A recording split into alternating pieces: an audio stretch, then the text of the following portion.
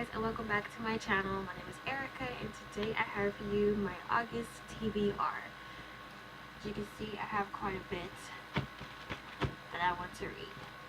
So I have a pretty big, ambitious TBR, and I don't think I'm going to be able to get through all of these, but I'm going to try my best because I'm in a really, really good reading mood.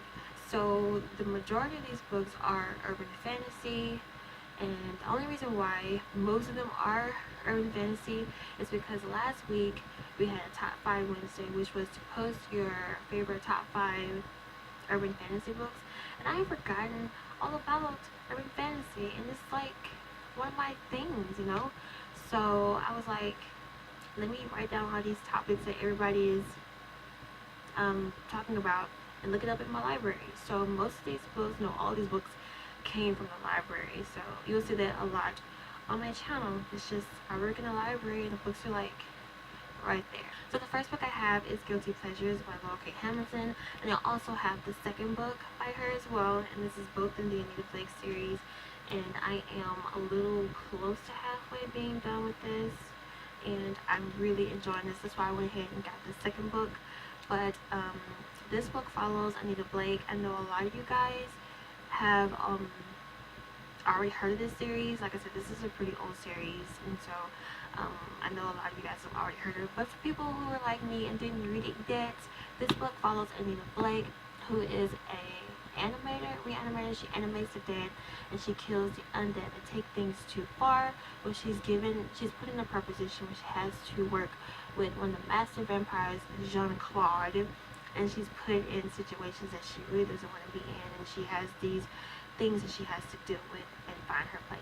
So that's pretty much it, because I feel like this is a book that has so much going on, or a series that has so much going on, and I feel like if you say too much, you can give something away in the book, because it's got everything in here.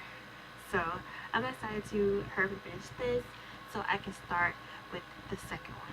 I have is Reaper Negates by Sabat Tahir, which is the third book in the Ember in the Ashes series, and this book takes place, I believe, right after the events of the second one, and I did show this one as well in my library haul, and I cannot wait to read it. I've been holding off reading any of these because I've been finished the books I wanted to read for the month of July, and I didn't really have anything to read, but I did not start it because I wanted to start it in the month of August, and I really wanted to film this before I started recording this my TBR. So I absolutely cannot wait to read this. Oh my god, because so many things happened in the second book. So I really need to go ahead and start this as well, because I have a lot of unanswered questions, and I hope to Jesus that questions get answered in this book. So the next book I have is A Discovery of Witches by Deborah Harkins. Now, I checked out this book a while back when I saw this all over BookTube by it being everybody's favorite, and so I checked it out, but I wasn't able to read it because of school. You know, school comes first. So I decided to pick it back up and give it a go, especially after I saw the trailer for the movie or the TV show. I'm not really sure if it's going to be a TV show or a movie, which didn't really look all too good to me. But so this story is I can't remember her name, Diana Bishop, who is a young scholar, and she stumbles upon this book that is basically an alchemy type of book. Well, when she gets to it, she opens it, I believe that draws the attention of other supernatural and paranormal beings around her, and she draws the attention of this, I think he's a vampire as well, who also teaches there, and she's the only person who can really break the spell with the book. She's also a witch, and she tries her best to kind of suppress her, well, not suppress, but kind of like stay away from that side of the family. But you know, you can't run away from something that you were supposed to do, or fate as it will have it. So I'm very excited to read this, and yeah, it's gonna take me probably a while, but I don't know, I hope I can get through it. Like I said, I have a lot of books I really want to read, and I hope I can get to it. The next book I have is Stormtrooper by Jim Butcher. Now this is one that I have been wanting to read and I just never got around to getting. This one I know came out probably right after I graduated from high school or right when I was in high school.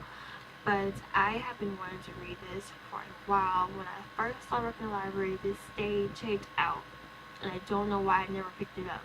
But I have it now, and I'm going to try to read it. So we have, let's see, Harry Dresden, who I think is a wizard.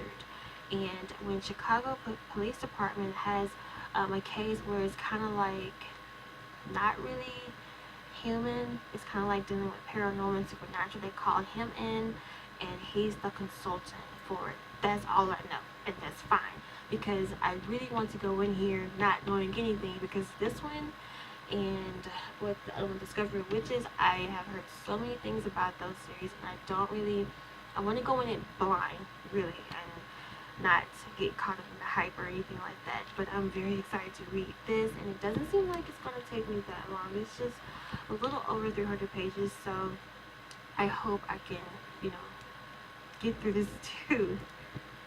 The next book I have is Vicious by V.E. Schwab. Now, I've only read one book by this author, and it was The Savage Song. I haven't read the second one yet. I need to get to that one. But I really liked This Savage Song, and so I'm really hoping that I like this one as well. This is another one that I see floating around the bookosphere, the booktube fear atmosphere type of thing. I don't know. And this is another one that I really want to go into blind. I want to go in not expecting it to be just this perfect book or, just with high expectations, because I see so many high expectations for this book. All I know is that Victor and Eli were college roommates. They were in their senior year. They were doing their thesis on adrenaline and near-death experiences, and so they take it from the academic area into real life, and things go wrong from there. And then it goes 10 years later, and Victor is out of jail, and he's on a hunt for his friend who is now turned foe, and he's accompanied by a young lady as well. That's all I know, and that's fine. That's all I want to know, because I want to go into this very, very blind. So I hope I like this one as well. It's called Moon Called by Patricia Briggs, and I have the second one, which is called Bloodbound. I actually have the first one on Cloud Library, which is equivalent to Overdrive.